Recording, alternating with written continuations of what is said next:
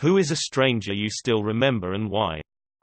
The lady on my plane. I'm a flight attendant who got really mad. I gave her too much coffee and then poured it into the seat back pocket. I realized that day that some people will get mad at whatever they can, and there's nothing I can do about that.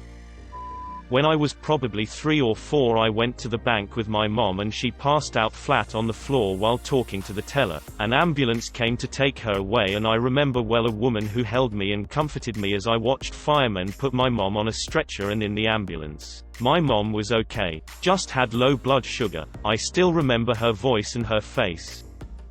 When I was about 13 or 14, my phone ran out when I was waiting for a bus. But I realized my bus wasn't arriving for 2 hours as it was a Sunday night and I don't live in a big city, so bus times are varied. I knew I had to call my parents, but I was very shy and too nervous to ask anybody. But a really lovely mother noticed I was looking very anxious and came and asked if I was okay. She let me use her phone, but then she also stayed with me until my bus came because it was late at night and she didn't want me there alone. I think about her a lot.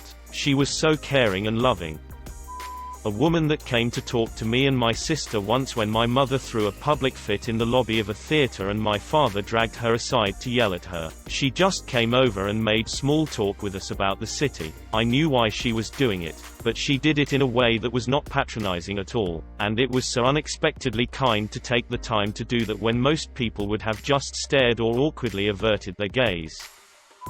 20 years ago, I'm in high school and my truck broke down on the side of the road. Busy off-ramp from a busy highway, and a guy stopped behind me, drove me to the nearest store to buy more oil, and took me back to my truck and didn't ask for or expect a thing. I'm iffy on the memory, but he might have even bought the oil for me. I was a shaved-head, angry-looking ginger kid, and he was a black adult man, probably in his 30s. I wouldn't have stopped for me, but he did. Got stabbed during a mugging and legged it away from the scene. Was full of adrenaline, but then got to a bus stop and started to go into mild shock. A woman probably no older than 21 came and called an ambulance and sat with me and was very reassuring. It turned out I wasn't too badly hurt, but to be honest, in the circumstance and confusion, you just tend to think, I'm dying here. Her sitting with me was so appreciated. She was so tender and supportive, but also relatively calm and collected given the scenario. I didn't look too clever at the time and was covered in blood. That was 15 years ago, and I still think of her.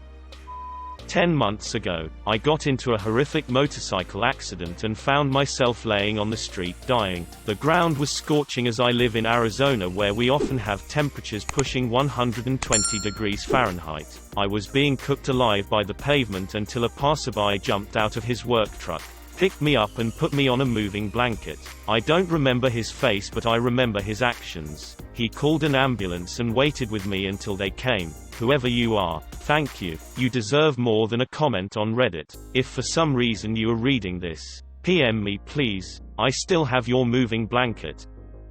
Several years ago, I was hobbling down the street in an air boot, having screwed up my ankle in some way or other. I walked past an electrician's van. The owner was sitting there in the open rear door, also sporting an air boot. We chuckled at the coincidence, and then he said in a thick Eastern European accent, "Life is like a baby's shit. Short and shitty. Never gonna forget that guy." When I was a little kid, small enough to be in a shopping cart still, I remember being at Walmart with my mom and 2 sisters. This random black lady comes up to mom and says, "God told me to give this to you." She smiled at her and clasped some money into my mother's hand. My mom was thanking her, and me being a kid, I kinda realized what was going on but kinda didn't. At the time, my father had just left, and my mother was on her own raising 3 little kids. A few years later, my mom would bring up the lady a couple times. I remember she told my grandma about it, but after that, she hasn't said anything at all about her. That was probably like 15 years ago. I'm 21 now. Looking back, I wonder if that's one of my mom's reasons for helping me out with money at times. But I don't know, it does make me look back and think wow, how kind people can be, and how weird that situation was too in a way. A woman saying she heard God talk to her and helped another person in need. My mother is super successful now, and she did most of it on her own, but she is super humble. I have many more weird and heartfelt stories about strangers, but this one came to my head first. I was tubing with my family in a very popular river spot. The river split into two sections briefly before connecting once again, one being rapid, the other calm. I fell off my tube backwards into the rapids. Tons of people were going down as well, so I was pretty much trapped under the water with other people's bodies and tubes on top of me while my knees were being scraped. I stuck my hand above the surface because I couldn't stand and someone grabbed it. He lifted me out and began to ask if I was okay and if I needed medical assistance because my knees were bleeding badly. Me, being only 8, was shy and crying and didn't know how to respond. He cleaned my knee and his wife bandages them all while staying with me until my father came down the other side of the river to get me. I wonder where he is now. I hope he and his family are doing all right. When I first started working at Best Buy in the TV department, a probably 50-something-year-old woman came in about 15 minutes before close. She said she wanted the best TV we had, and being the excited new guy the first happily brought her back to the LG OLED, which at the time was our best quality TV. I rattled off all the specs to her and yada yada. Eventually she said she'll take one. I was ecstatic. At this point in time OLED technology was very new and the store had only sold a couple of them before. I start ringing her out. Ask for her number so I can look up her rewards account. I notice her address is in Florida and trying to make conversation I ask what brings you to Rochester, Minnesota. She replies, oh, I'm here for the Mayo Clinic. I have stage 4 cancer. Needless to say, that killed my happy mood right there. I said I was sorry about that but that she was in the best possible hands at Mayo. She agreed but told me she already knew she was going to die in a couple months and that's why she was buying such a nice TV, to view pictures and videos and experience the world as close to real life as her ailing body would let her. Eventually we got to the point where the register prompted me to offer her an extended warranty plan. Out of instinct I did and immediately regretted it. What would someone who only has a couple months left want an extended warranty for? Luckily she took it well and just laughed, saying that was a pretty good deal for a lifetime warranty. What she asked me next is what really stuck with me though. She said, I obviously don't need a warranty, but if I buy it, does it help you at all? I told her technically yes, because the company does track that stuff and it comes up during annual reviews. But she didn't need to buy one just for me, it doesn't matter that much. But she insisted and said whatever little thing she could do to help me out she would do. After going back and forth for a bit I finally relented and added it to the transaction. This is a good point to mention the TV was not her only purchase. She bought tons of other things as well: soundbar, Bluetooth speakers, small appliances, router, etc. Her grand total ended up being over $8,000. Needless to say, this was my biggest sale up until that point. On top of that, she wanted to give me a $100 bill as a tip. I refused, saying she had already given enough and should spend it on herself. Besides, Best Buy policy doesn't allow us to collect tips. With my manager standing right there, she said okay and we headed out to her car to load all the product up. After I had helped her load her stuff up, we went to shake hands and I thanked her for being so generous and wished her luck on her chemo treatment. As she pulled away, I looked down and saw the sneaky woman had dropped the $100 bill on the ground right in front of me. I yelled out multiple times as she was getting in the car. I tried to run up to her window, bill in hand, when she saw me in the mirror, smiled and just told her caregiver to floor it. So there I was, $100 richer and 1,000 times more humble. As a 17-year-old, she had such a profound impact on my outlook on life in such a short time frame. It's hard to put in words what that feels like. Rip Mary'll never forget you. Helped an old lady find the right bus stop to get her home. I sat with her until the bus came so I could check with the driver that it was the right one. She told me I'm a good singer. She hadn't heard me sing but said she could tell by my voice I don't sing, and that she was going to tell her cat about me when she got home. I had had a typical parent-teenager argument with my parents and went for a walk to get out of the house. I went and sat in the middle of some fields where 4 tracks met. Did some crying, the usual. A truck drove up behind me. A guy got out. I thought my life was over. He sat down next to me but with quite a bit of distance, so I wasn't too worried. He offered me a cigarette and some advice before going on his way. A truck driver who was unloading a semi-full of ice cream at a grocery store. He noticed us watching in the sweltering heat and gave us a case of pints. I was about 10. I was 19 or 20, working at a car dealership going nowhere and in a really shitty relationship. This lovely man with a full head of white hair looks at me and in the most non-passive, non-patronizing, completely fatherly way says, "You are surrounded by this beautiful glowing light but have this cloud over you. I hope you are loved and treated well because you deserve nothing less." This guy had no clue who I was, and I never saw him again, but will never forget that. I had never felt more worthy of love. Guy singing opera on the Red Line in Chicago who tried to sit in my lap.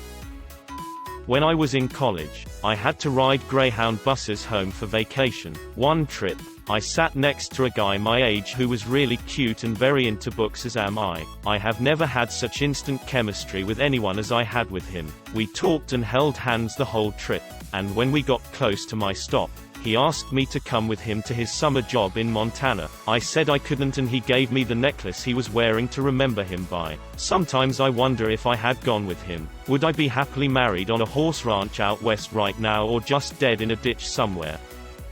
I studied abroad in Tokyo my junior year of college when I was 20. I had never been out of the country before, was flying alone, and didn't speak the language, so I was pretty nervous. I was seated next to a woman named Honor, who must have seen I was anxious, so she talked to me over the course of the flight and gave me tips and pointers for my time in Japan. At the end of the flight, she had finished the book she was reading, and she wrote a kind note in it, signed it, and gave it to me. It's been 11 years and I still have that book. What must have seemed like such a small gesture to her meant the world to me. I was in college and 34 weeks pregnant. My baby hadn't moved for about 6 hours. I was on my way to the emergency room after my class had ended because I was terrified. A faculty member stopped me and asked if I was okay. I responded honestly and said no, my baby isn't moving. He held my hand and said what I assume was a prayer in another language. He squeezed my hand when he was done and made some pretty powerful eye contact with me. I thanked him and hurried off. I think about him every now and then. Not many people care enough to stop upset strangers, but he did.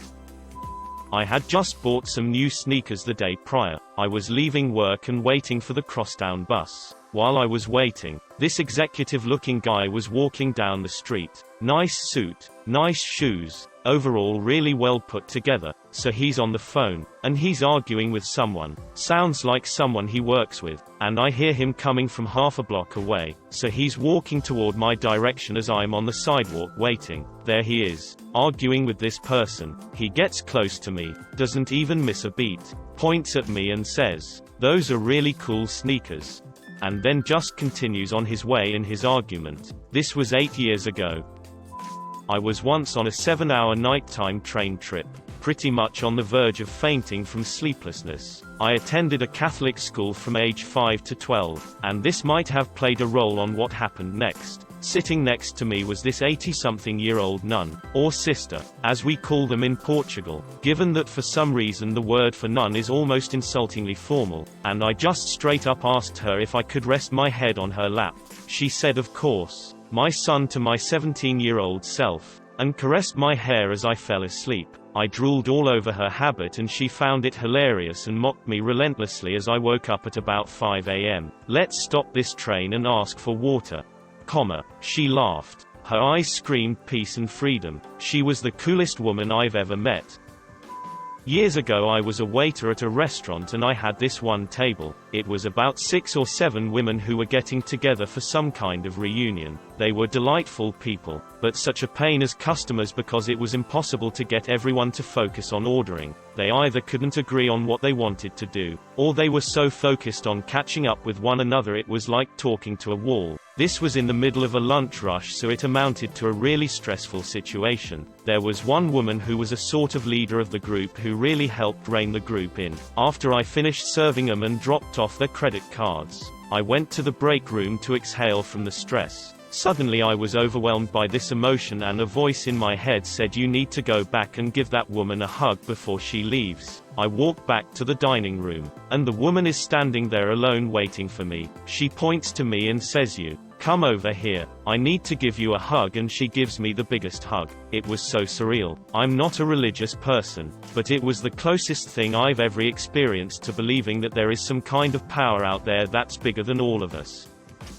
When I was about 19 to 20 I had long hair. I'm a guy, hair literally down most of my back. I got on a train and it was really crowded, but I was able to find an empty spot near the door in between carriages. Nobody else was coming that way, so I sat on the floor. The train isn't departing for another 10 minutes, so this old man heads out the door to have a cigarette. He looks at me and says that I should sit with him and his friends, that we'll have a great time. I said, I'm fine here, but thanks. But he insisted, I'm serious. You'll have a great time. Again, I tell him no, I'm really okay here. He finishes his cigarette, gets back on the train, walks over to me and grabs me by the arm and stops, notices my 5 o'clock shadow and immediately lets go saying, oh, you're a man, and walks away in disgust. Left me thinking, what an absolute creep.